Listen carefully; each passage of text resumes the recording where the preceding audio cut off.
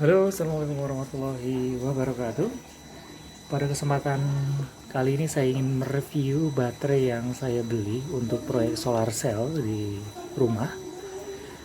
Baterai ini adalah tipe baterai basah, mereknya adalah Luminous. Ya. Ini juga jujur aja saya juga baru tahu ada merek ini. Ya, setelah searching di Google, kapasitasnya adalah 100 ampere hour, buatan India ya, buatan India.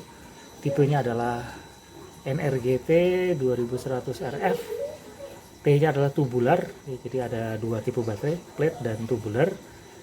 Long life, long maintenance nih katanya nih. Nah, nanti kita lihat performanya saja. Oke, baterai ini saya beli dengan aksesoris yang datang itu berupa indikator ya, indikator untuk level elektrolit. Ini jumlahnya ada 6. Cara kerjanya sederhana, tinggal dicemplungkan, kemudian nanti dia akan menunjukkan level elektrolit yang ada di dalam baterai ini.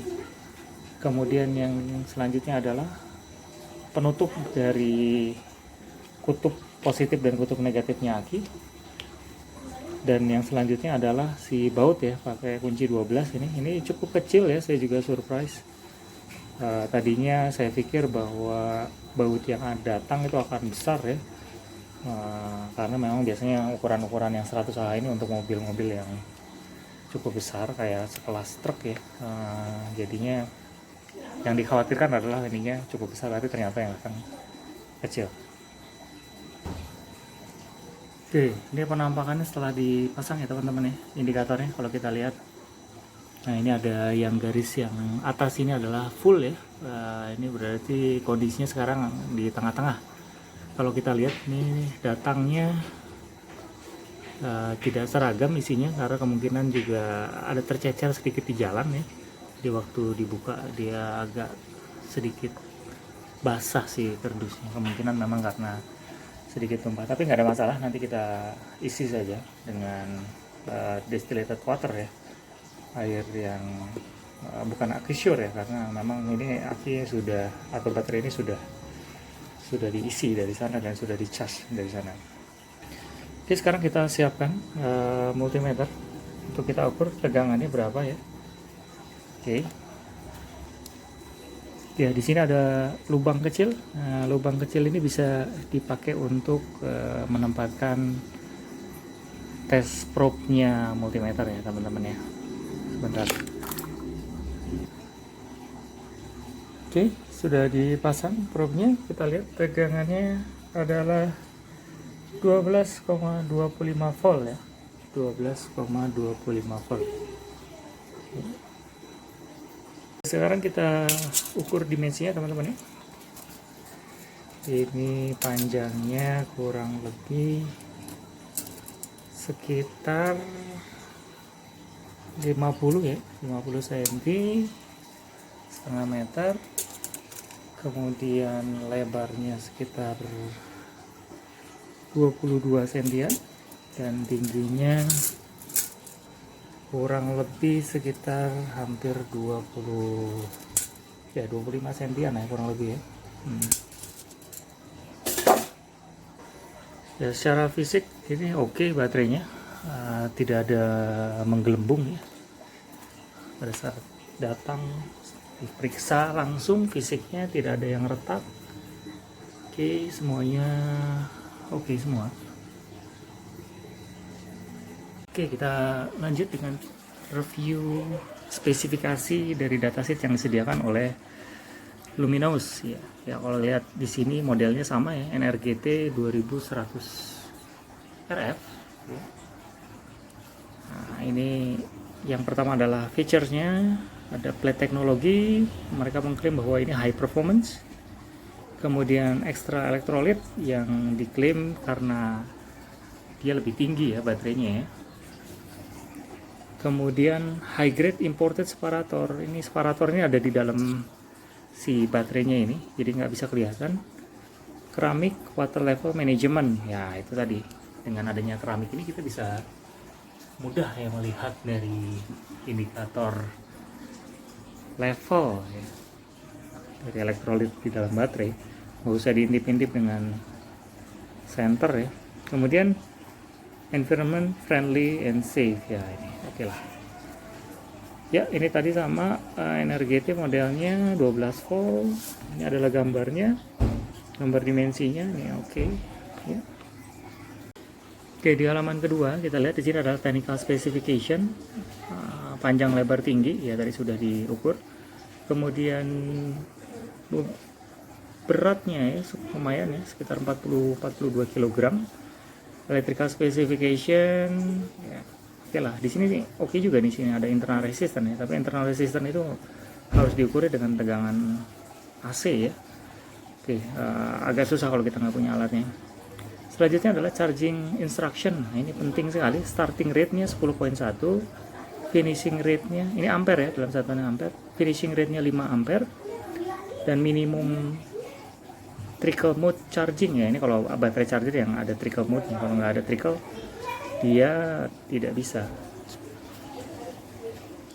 Oke, selanjutnya adalah constant power discharge performance ya. Nah, ini bener nih, kalau yang tadi ini 150 Ah, saya sendiri nggak tahu nih 150 Ah. Kalau ini benar, kalau ini merepresentasikan 100 ampere hour karena dipakai 100 watt, itu sekitar 10 jam 40 menit ya kurang lebih sini.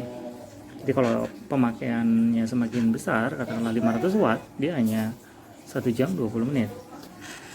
Oke, selanjutnya adalah charge karakteristik pada temperatur 27 derajat ya. Ini temperaturnya baterai ya. Kalau kita lihat nih, cycle use 14,4 sampai 15 volt minus 40 mV per derajat Celcius.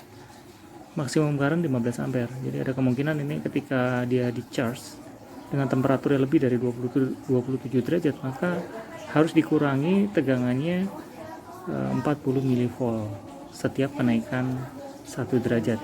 Standby use ini 13,6 sampai 13,8. Jadi kalau penggunaan charging yang cukup tinggi, dia tegangannya 14,4 sampai 15 ya. Kalau standby itu 13,6 sampai 13,8 ya. Oke. Jadi ini kalau digunakan standby, kalau ini cycle use itu berarti yang dipakai terus-terusan gitu kan. Oke, ini 13,6 sampai 13,8. Jadi dia lebih rendah tegangannya. Oke, kemudian charging temperature compensation di sini 0,005 volt per cell setiap kenaikan 1 derajat.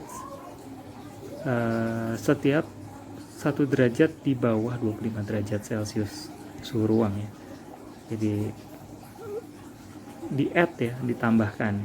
Kalau ini subtract berarti dikurangi 0,005 volt per cell setiap 1 derajat kenaikan temperatur di atas 25 derajat. 0,0028 volt per cell setiap kenaikan. Nah, ini dalam Fahrenheit nih, kita pakai yang ini aja. Oke. Operational data. Operating temperatur. Untuk suhu temperatur di bawah 32 derajat Fahrenheit kita enggak lah ya ini, karena 0 derajat nih ya. Jadi kalau range temperaturnya itu dari minus 20 derajat sampai 4 plus 45 derajat Celcius. Maintain a state of charge greater than 60%. Jadi disarankan maintain atau menjaga charge-nya itu di atas 60%. Self discharge lebih kurang dari 3% ya per bulan pada temperatur 20 derajat Celcius. Ya, jadi kalau teman-teman menyimpan baterai ini dengan temperatur yang katakanlah lebih tinggi, katakanlah di sini 26,9 derajat, ya pastinya akan berbeda ya. Self discharge-nya ya pasti lebih besar dari 3% tentunya. 3% dari kapasitas katakanlah 100 Ah tadi. Ya, kalau kita lihat di sini self discharge conform dengan standar ya, IS. Oke. Rated capacity ambient temperature. Oke. Di halaman terakhir ini ada dua grafik state of charge characteristic. Yang kedua adalah typical DOD, depth of discharge versus life cycle. Ya, kalau kita lihat di sini, ini cara bacanya adalah ini yang vertikal ini adalah voltage, yang horizontal adalah state of charge, kondisi isi baterai ya, charge dari baterai. Jadi kalau misalkan 0, ini berarti udah habis banget ya. Kalau kita lihat di sini, grafik ini memperlihatkan ketika isi baterai itu 100% atau full charge, maka tegangannya itu di sekitar antara 12,5 ke dan 13 volt, katakanlah 12,75 volt ya. Nah, seiring dengan pemakaian charge di baterai itu, muatan di baterai itu habis, atau katakanlah di 15%, maka tegangan akan turun tadi dari 12,75 volt ke sekitar 10,5. Nah, ini cara bacanya seperti ini. Oke, kalau tadi kita ukur tegangannya 12,25, berarti ada di sekitar sini ya. 12,25 itu berarti kurang lebih muatan yang ada di baterai itu sekitar saat ini adalah 40%. Ya. Nah, selanjutnya adalah typical DOD versus life cycle ya. Ini cara bacanya adalah, ini adalah yang vertikal adalah jumlah cycle. Cycle itu didefinisikan dalam kondisi full charge, kemudian discharge, full charge lagi, dan discharge. Nah, itu satu rangkaian itu dari full ke discharge ke full itu adalah satu cycle. Oke. Nah, kalau kita lihat di sini depth of discharge ini macam-macam, ini dari 20 sampai 100%. Kalau kita lihat 100% ini berarti habis ini ya. 100% terpakai ya. Nah, kalau 100% terpakai, kalau menggunakan baterai itu selalu sampai 100% habis, maka number of cycle-nya itu cuman sekitar 1000 kurang lah ya, anggaplah 1000 cycle, katakanlah satu cycle-nya itu 1 hari ya, karena di charge-nya itu siang dan di discharge-nya itu malam, maka kurang lebih 1000 hari gitu ya. 1000 hari ya sekitar ya 3 tahunan berarti ya, kurang lebih ya. Nah, jadi umur baterai itu sangat tergantung kepada perilaku kita di dalam menggunakan baterai. Contoh, kalau kita hanya menggunakan 50% dari kapasitas baterai ini, depth of discharge-nya gitu kan, kedalaman dari discharge-nya, maka ini bisa naik ya, lifetime-nya ini atau umurnya ini bisa naik ya, direpresentasikan di dalam jumlah cycle ini, number of cycle. Sekitar katakanlah kalau 50% itu berarti 2750 cycle, anggaplah 3000 cycle lah ya. 3000 cycle itu dibagi 360 ya. Ya, kalau kurang lebih itu sekitar 8 tahunan ya. Sekitar 8 tahun. Nah, jadi kesimpulannya dari dua grafik ini, yang pertama adalah ini grafik ini penting digunakan untuk menyeting controller nanti, baterai controllernya nanti, yang solar charge controller. Kemudian yang kedua ini digunakan juga untuk menyeting tegangan cut off-nya nanti. Tegangan cut off-nya jangan sampai nanti bablas ya. Oke, demikian review singkat terkait dengan baterai Luminous, baterai basah yang saya beli untuk proyek solar cell di rumah.